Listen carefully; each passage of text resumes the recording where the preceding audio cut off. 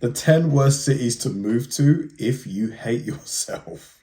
So this video is from World According to Briggs. I'm guessing it's cities that just, they've not got a lot going for them, maybe, like jobs-wise, social scene-wise, like they're just not where you'd move to if you're looking for maybe a high quality of life. But then again, I'm sure there's going to be people who live in these cities who are having a great time. So, because videos like this are always really subjective, aren't they? Have you ever felt like life isn't hard enough? Maybe you feel like you should receive more punishment for whatever reason. Good news, if you move to any of the cities on this list, you'll get all the hard times you need. Jeez. Today we're looking at cities that have poverty, traffic, crime, no jobs, and bad weather. The whole package when it comes to suckage. Got it? Get it? Good. Let's take a look. Let's go. Number 10, Springfield, Missouri, where dreams go to die quietly in a Walmart parking lot surrounded by drug labs. This city somehow combines small-town boredom with big city crime rates, making it a strong contender for the "why did we move here" Olympics.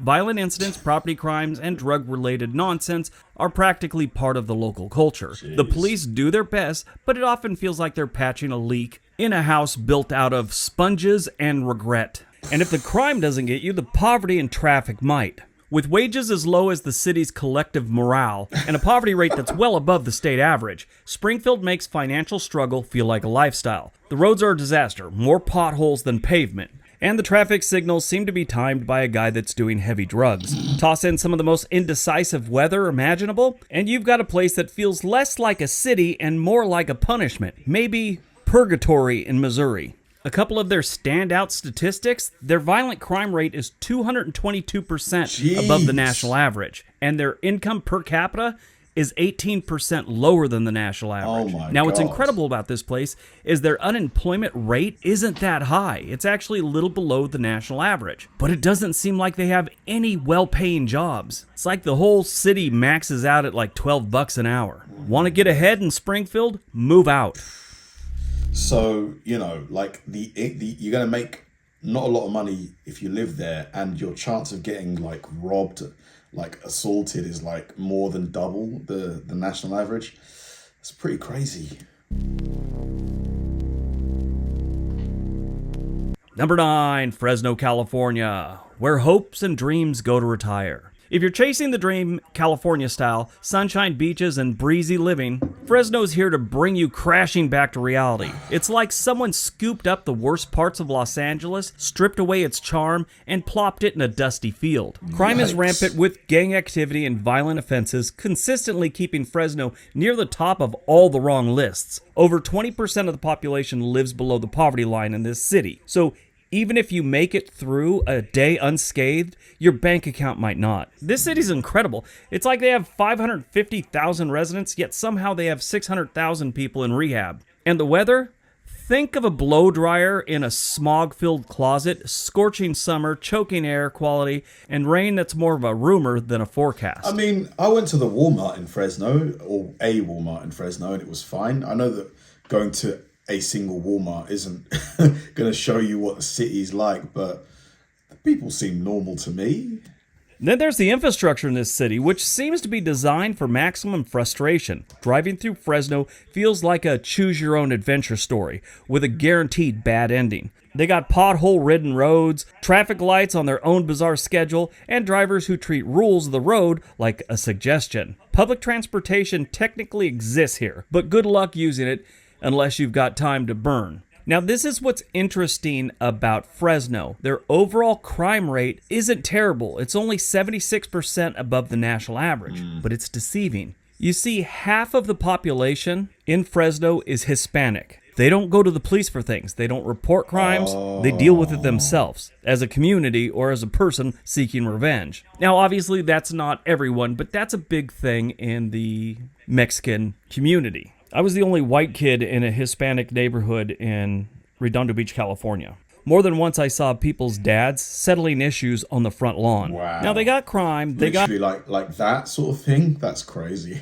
got horrible traffic, they got horrible air quality. But the prices here don't reflect that. Their cost of living is actually 22% higher than the national average. It's like they know the place sucks, but they're going to charge you like it doesn't. Their housing is 37% above the national average. And before you say, oh, well, it's in California, it's near the beach, and that's why Fresno's nowhere near the beach. If you want to get to the beach from Fresno, the closest is Monterey. That's a 3-hour drive away. Wow. And it's really not one of those beaches that's known for people laying out and enjoying a day at the beach. I used to live there. The water is incredibly cold, and it's always fogged in. Interesting. So why is it so expensive then? Like, is it just that California is an expensive state no matter where you are? Or are there cheap, affordable areas in California that aren't Fresno and LA and all those places? Number 8, Shreveport, Louisiana, a city where dreams go to die and then get mugged on the way home. Shreveport's been circling the drain for years, with a crime rate so high that locking your front door feels more like an extreme sport. Violent crime is rampant, property crime is a given, and the constant wail of sirens is basically the city's official soundtrack. As if that weren't bad enough, nearly a quarter of the population lives below the poverty line, and the weather feels like you're walking through a sweaty armpit. I mean, this looks nice though. This little picture right here, it looks really nice. You've got this little section here with these trees.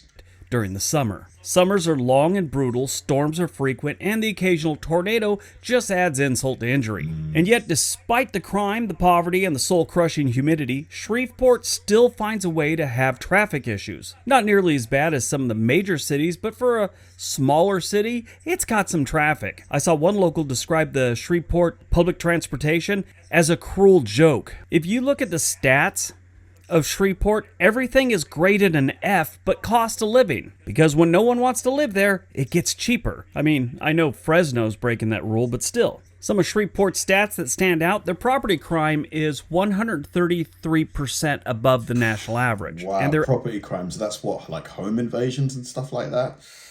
average household income is 26% below the national average. So your house is going to get broken into and you're not going to be able to afford to replace the items that they stole.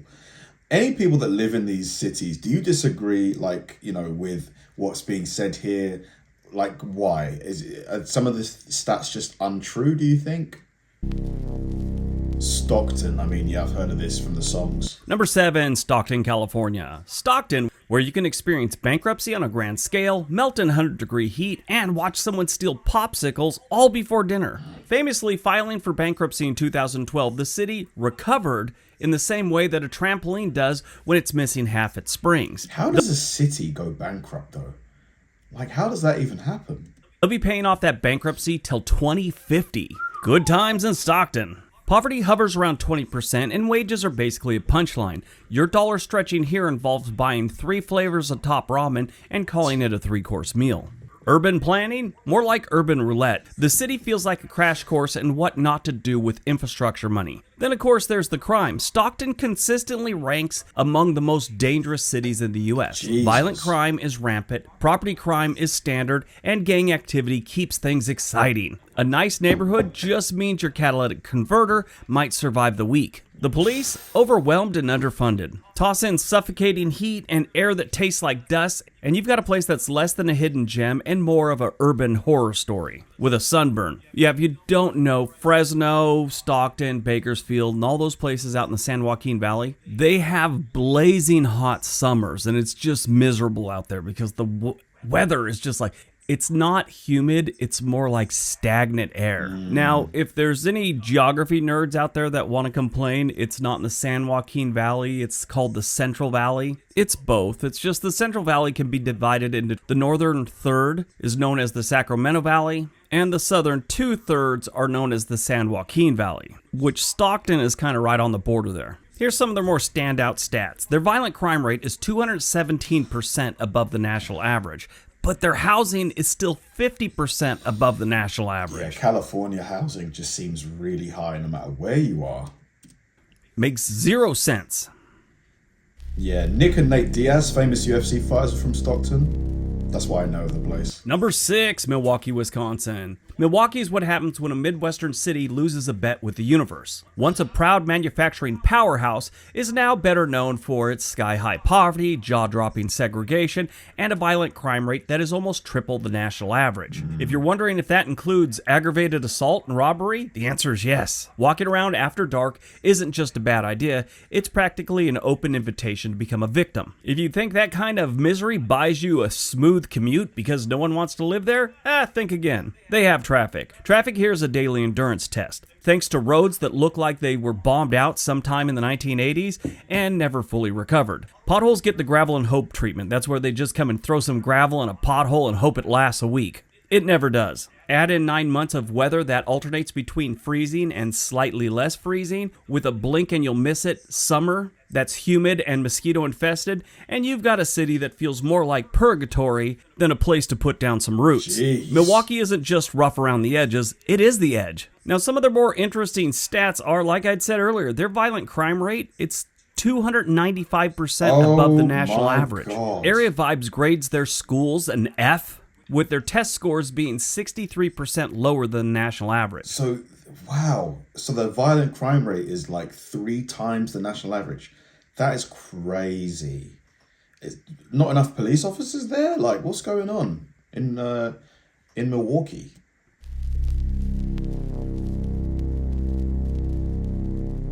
Number 5, Gary, Indiana. Gary might be the poster child for once had potential, now just sad. This was once a booming steel town, and it's now a crumbling shell where crime runs rampant and hope is on short supply. For years, Gary is ranked among the most dangerous cities in the U.S., with carjackings, robberies, and shootings feeling more like Tuesday afternoon tradition than a rare event. Oh my God. The police force is overwhelmed and underfunded like so many police departments in this country, barely holding the line as the city teeters on the edge of chaos, and more like real-life version of The Purge, minus the fun masks. And if crime doesn't get you, poverty might. Over 30% of the population lives below the poverty line in Gary, Indiana. And it's painfully obvious. They've got abandoned homes, decaying infrastructure, and vanishing job opportunities that make daily life feel like a survival challenge. Add in underfunded schools, miserable weather, and traffic that somehow managed to be awful despite a shrinking population, and you've got a city that's practically daring people to stick around. Gary isn't struggling, it's a cautionary tale other struggling cities whisper about. Now, their violent crime rate is kind of high, but their property crime rate is kind of low, and that's because nobody has much to steal. Oh, wow. But their violent crime rate is 147% above the national average. And the household income in Gary, Indiana is 43% below the national average. Wow. So the people that live here earn like almost half of the average American. I mean, with this cost of living crisis going on, how are people there affording like groceries and things like that? Or would groceries be cheaper to buy in somewhere like this because, you know, otherwise people literally can't feed themselves? Another California city, jeez. Number 4, San Bernardino, California. San Bernardino, where dreams go to die and then get mugged in broad daylight. Once a booming hub along Route 66, San Bernardino is now more famous for its crime stats than its landmarks. And if I say San Bernardino... That backdrop is stunning, though, with these mountains. Oh. Weird. It's because I grew up in Southern California, not too far from there, and we just called it San Bernardino. It was weird. I know. It's us, beach people, but people freak out whenever I call it San Bernardino. I'm struggling with it. I'm trying. The violent crime here is consistently among the highest in the nation. Walking through certain neighborhood feels like you're in the opening scene of a post-apocalyptic video game. You don't visit convenience stores after dark unless you're feeling lucky or expendable. Add in property crime, car theft, and general lawlessness, and you've basically got a place where your insurance company starts sweating the moment you enter your zip code. But it's not just the crime that makes San Bernardino rough, it's the poverty that fuels it. The city declared bankruptcy in 2012, just like Stockton. The only difference is San Bernardino was able to leave bankruptcy or exit bankruptcy in 2022. With the poverty rate... How do you exit bankruptcy? Like... by paying off some of the debts that were written off when you filed for bankruptcy? I didn't think you could come out of bankruptcy. I thought it just takes the time it takes. That hovers around 25%, Nearly a quarter of the population lives below the poverty line, and it shows. Public services are strained, the schools are underfunded, and the local economy has more tumbleweeds than job prospects. If you want to see how bad it is, type in Nick Johnson, San Bernardino. He went back, he's from there from years ago, and he went back to see his old city. Yeah, it's not looking great. But he's got a great video on that if you get a chance. San Bernardino also gets incredibly hot, they've got bad traffic, and their air quality is miserable. They do still have a few nice neighborhoods, but most of the city just blows. With all its negatives, its housing is still 38% above the national average. They have a livability score that is 58, and if you've watched this channel before, you know anything below 65 blows. Yeah, I think that's the 4th Californian city we've seen on this video so far. Do you reckon there's going to be another one? That would be insane if the 10 worst cities to move to are all in California. Do you agree with that, by the way? Or maybe he's got a bit of bias against California. I don't know. Cleveland. Number 3, Cleveland, Ohio. Cleveland, the so-called mistake on the lake. This city has been trying to shed its rough reputation for decades. A mistake on the lake. But honestly, it's not making much progress. Nearly a third of the population lives below the poverty line, and plenty of neighborhoods look more like they were abandoned sometime in the 1970s, and just never got the memo to bounce back. Crumbling infrastructure, boarded up buildings, and a job market that's about as active as sunbathing in Cleveland in February. Cleveland is a rough sell. If you're in the mood for some existential dread before breakfast, this place delivers. And then there's the crime, and not the gritty, cinematic kind of crime. Cleveland routinely ranks among the most dangerous cities in the country, with high rates of violent crime, theft, and aggravated assault. Police departments here are overwhelmed. Response time is sluggish, and some of the neighborhoods turn into ghost towns after sunset.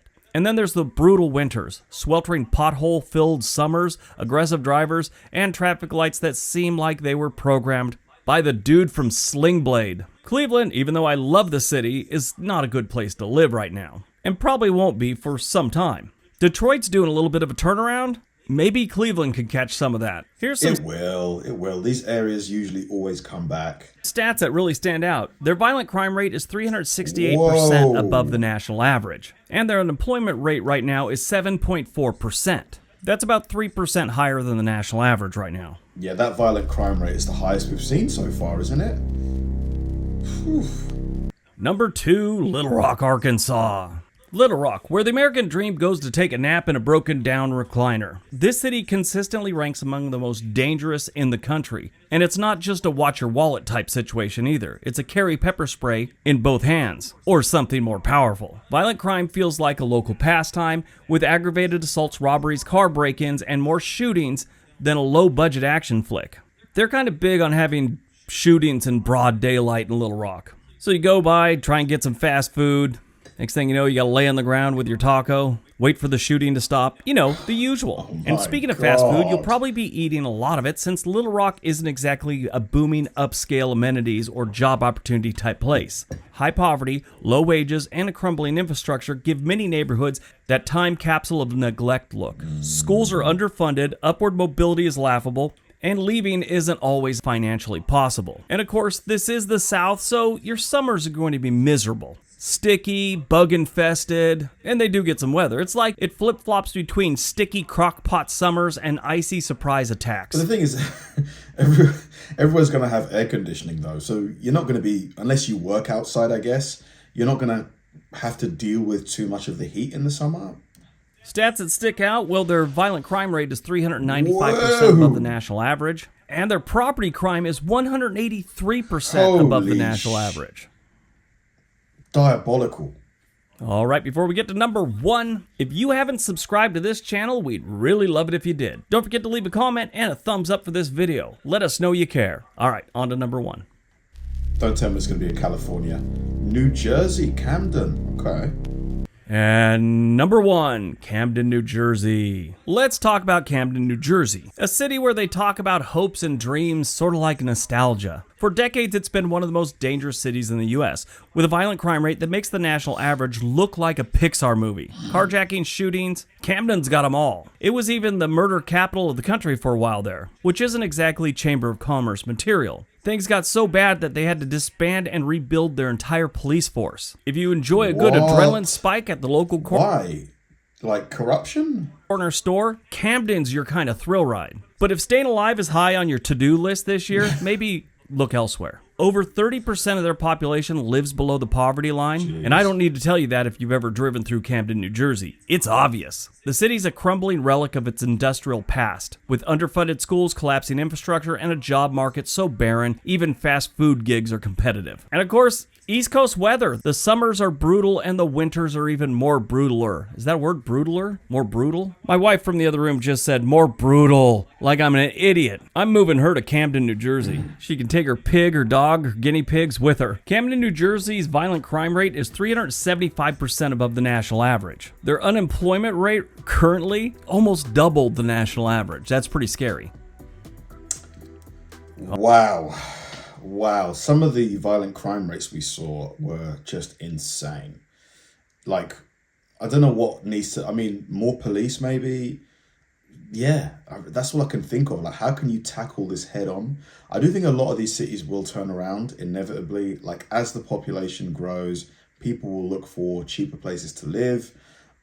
They're going to, especially if they can work remote as well, they're going to move to these cities. So hopefully that cleans it up a little bit.